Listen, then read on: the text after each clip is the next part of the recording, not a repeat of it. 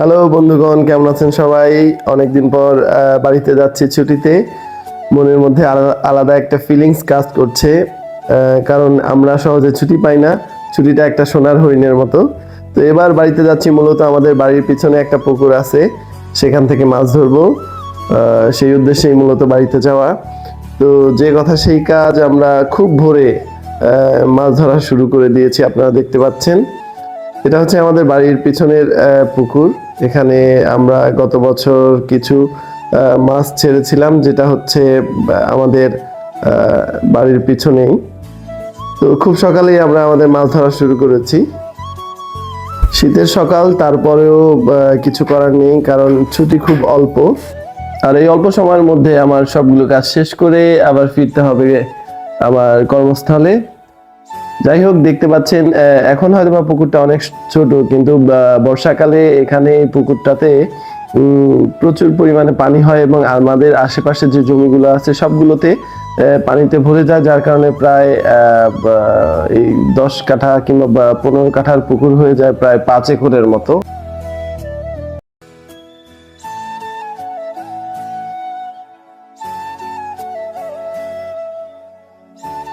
অনেক ধরনের মাছ আমরা ছাড়ছিলাম। পোনা মাছ যেটাকে বলে আমাদের গ্রামের ভাষায়, এখানে সরপুঁটি, তারপরে হচ্ছে আপনার এটা কি কি বলে, বাটা মাছ, এবং কিছু কাতল মাছ, এবং আমরা রুই মাছও ছেড়েছিলাম। যাই হোক, দেখি কি পরিমাণে মাছ আছে এখানে, আমরা এখনো শিওর না। এই দেখতে পাচ্ছেন কাতলগুলো, মাশাআল্লাহ অনেক বড় হয়েছে। তবে এগুলোকে আমরা ধরছি না, এগুলোকে আমরা নিয়ে আবার আমাদের বাড়ির সামনে একটা পুকুর আছে, ওই পুকুরে আমরা এই মাছগুলোকে ছেড়ে দিব। পরের বার যেন আমরা এই মাছগুলোকে আবার পাই, এবং বড় করে এই মাছগুলোকে আরো বড় করার ইচ্ছা আছে, যার কারণে এগুলোকে এখন আমরা রাখছি না আমাদের কাজে। তো দেখতে পাচ্ছেন, আমরা প্রথমে জাল দিয়ে মাছ ধরেছি, এবং পরবর্তীতে আমরা চিন্তা করলাম যে পুকুরটা সেচে এখান থেকে যে দেশি মাছ পাওয়া যায় কিনা তার চিন্তা ভাবনা করে আমরা পুকুরটাকে সেচার জন্য আমার ছোট কাকার কাছ থেকে মেশিন নিয়ে এটাই করেছি। সাথে আছে আমার চাচাতো ভাই আরমান, এবং আমার আর একটা চাচাতো ভাই, এবং আমার ভাতিজাও আছে। প্রচুর হেল্প করছে ওরা। আমরা পুকুর সেচার সময় বুঝতে পারিনি যে এখানে এতটা এতটা পানি আছে। আমরা ভাবছিলাম হয়তোবা একদিনের মধ্যে আমরা পুরো পুকুরটা সেচে ফেলবো, কিন্তু পুকুর সেচতেই আমাদের প্রায় 2.5 দিনের মতো সময় চলে গেছে। এই পুকুরের পানিকে আমরা মোট 3 জায়গায় দিয়েও তারপরে আমরা শেষ করতে পারি নাই। এই পুকুরের পানিটা আমরা পাইপ দিয়ে আমাদের সামনের পুকুরে ফেলেছি। ওইখানেও পুকুরটা পুরো সম্পূর্ণ ভরে যাওয়ার পরে আমরা আমাদের আরো 2টা জায়গা আছে, আমাদের আর একটা পুকুর আছে, ছোট পুকুর, আমার ওই বাবুল কাকার পুকুরে কিছু দিয়েছে, এবং আমাদের এই পুকুরের পাশেই ছোট আর একটা পুকুর বলবো না ঠিক, এটা হচ্ছে ওইখান থেকে মাটি কাটা হয়েছিল, যার কারণে ওইখানেও কিছু পানি আমরা রাখতে পারছি। আর কিছু কিছু পানি দিছি আমরা হচ্ছে আমাদের নিজেদের খেতে, যেখানে হচ্ছে আমার বাবা গম বুনাইছিল, ওইখানে আমরা কিছু পানি দিছি। তো এই পানি সেচতে গিয়ে আমাদের এক নতুন অভিজ্ঞতা। আমরা আসলে কেউই এটা ভালো পারি না, নিজেদের উদ্যোগে, এবং আমার যে চাচাতো ভাই এবং ভাতিজা, ওদের নিয়ে অনেক কষ্ট হয়েছে আমাদের, তারপর চেষ্টা করছি। অবশ্যই এই কষ্টগুলোর মধ্যেই অনেক আনন্দ। তো দেখতে পাচ্ছেন, আমরা করতে করতে রাত হয়ে গিয়েছিল। পরে রাতে কি করব, রাতে তো মাছ পাহারা দিতে হবে, মেশিন সেটাকেও পাহারা দিতে হবে। আমরা ক্যাম্প ফায়ারের মতো করেছিলাম, পূর্ণিমা রাত ছিল, সময়টা ভালোই কাটছে। যদিও শীত ছিল প্রচুর, আমার চাচাতো ভাই আরমানের অনেক ঠান্ডা লাগছিল, কিন্তু রাতের এই ক্যাম্প ফায়ারটা আসলেই একটা অন্যরকম একটা অনুভূতি দিয়েছিল আমাদের, যেটা খুবই ভালো লেগেছিল। তো রাত শেষে আবার সকাল ভোর, আমাদের এখনো পানি সেচা শেষ হয়নি। ওইখান থেকে আমরা পানি দেখেন মাত্র কতটুকু শেষ হয়েছে, এখনো প্রচুর পানি পুকুরে, যেটা আমরা বুঝতেই পারি না যে এতটা পানি ছিল। তারপরে আমরা আমাদের ওই পুকুরে পানি দেওয়া শেষ হওয়ার পরে আমরা আবার মেশিনের জায়গাটাকে চেঞ্জ করে অন্য পাশে নিয়ে আসি। অন্য পাশে আনার পরে এখানে আবার মেশিনটাকে এক পাশ থেকে আরেক পাশে নিলে মেশিন সেটিং এর একটা ব্যাপার থাকে, যেটা খুবই কষ্টসাধ্য। আমাদের কাছে তো অনেক কষ্টসাধ্য, কারণ আমরা এগুলো আগে কখনোই করি নাই।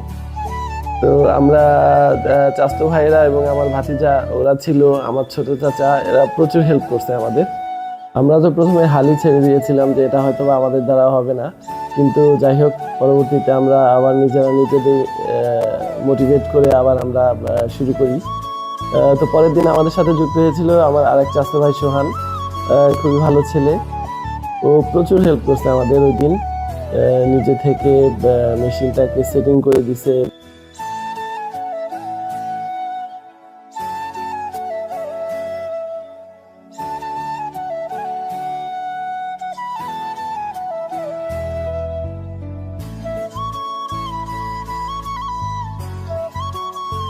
পরবর্তীতে আমাদের মাত্র একবার মেশিন সরাইছি, যখন পানির লেয়ারটা অনেক নিচে চলে গেছিল তখন শুধু আমরা একবার সরাইছি, না হলে আমাদের হয়তো আরো অনেকবার করতে হইতো। তো যাই হোক দেখেন মেশিন আমাদের সেটিং করা হয়ে গেছে, ইনশাল্লাহ এখন আমরা স্টার্ট দিব। তো স্টার্ট আমি নিজেই দিচ্ছি, এটা একটা মজার ব্যাপার এবং খুব ভালো লাগে।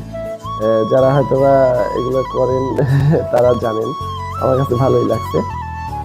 তো এর মাঝে আবার আমার ছোট চাচার যে ভ্যান, বলতে এই ভ্যানটা মূলত আমরা হচ্ছে এই মেশিন নিয়ে আনার জন্যই ছোট চাচা রেখেছে। এটা দ্বারা আর কোনো কিছু সম্ভব না যে ভ্যান, পোলাপান এগুলো নিয়ে খেলতেছিল, ভালোই লাগতেছিল। পানি তো কমার কোনো নাম নাই, আমাদের তো মাথায় দুশ্চিন্তার ভাস যে আদৌ কি পারবো কিনা আমরা এই পানি শেষ করতে।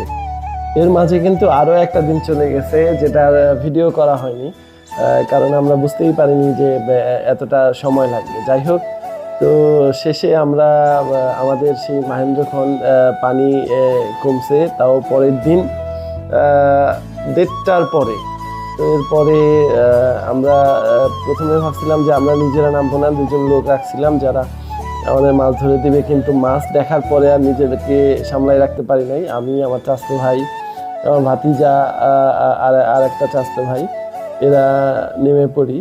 আর সব থেকে মজার ব্যাপার হচ্ছে আমার ছোট ভাইয়ের শ্যালক, সেও আসছিল মাছ ধরার জন্য, তার খুব শখ। তাকে সহ আমরা যাই হোক মাছ ধরে অনেক ভালো লেগেছে মাছ ধরে। যারা মাছ ধরার নেশা আছে তারা জানবেন যে অ্যাকচুয়ালি মাছ ধরতে কত মজা। আমার কিন্তু অনেক অনেক ভালো লাগে মাছ ধরতে, এবং আমি ছোটবেলায় অনেক মাছ ধরেছি। তো দেখতেই পাচ্ছেন কতটা মজার মধ্যে আছি। এর মধ্যে কিন্তু আমি অনেকগুলো শিং মাছ এবং ট্যাংরা মাছের কাটার খোঁচা খেয়েছি, যেগুলো পরবর্তীতে আমার প্রচুর ব্যথা পেয়েছি, কিন্তু তখন কিছুই বুঝতে পারি নাই, কারণ মজায় ছিলাম, অনেক ভালো লেগেছিল। দিনটা আমার জন্য সত্যি মেমোরেবল এবং খুবই আনন্দের ছিল, কারণ মাছ ধরতে অনেক মজা, আমরা সবাই জানি। ওই দিন দুপুরে পর্যন্ত খাওয়া হয় না এই মাছ ধরার ইসে। তো দেখতেই পাচ্ছেন মাছ ধরতে গিয়ে আমাদের অবস্থা একদম শেষ, পুরা শরীর কাদায় অস্থির, এবং শেষ পর্যন্ত এই যে কিছু দেশি মাছ আরো ছিল, মাছের ভিডিওগুলো করা হয়নি। মাশাআল্লাহ আমরা অনেকগুলো শোল মাছ, তারপরে তেলাপিয়া মাছ, অনেক পুঁটি মাছ পাইছিলাম, যেগুলো আমরা ভিডিওর মধ্যে দেখাইতে পারিনি, এই জন্য দুঃখিত। তো আজকের মতো এখানেই শেষ করছি, পরবর্তীতে আবার নতুন কোনো ভিডিও নিয়ে আপনাদের মাঝে হাজির হবো ইনশাআল্লাহ। আল্লাহ হাফেজ।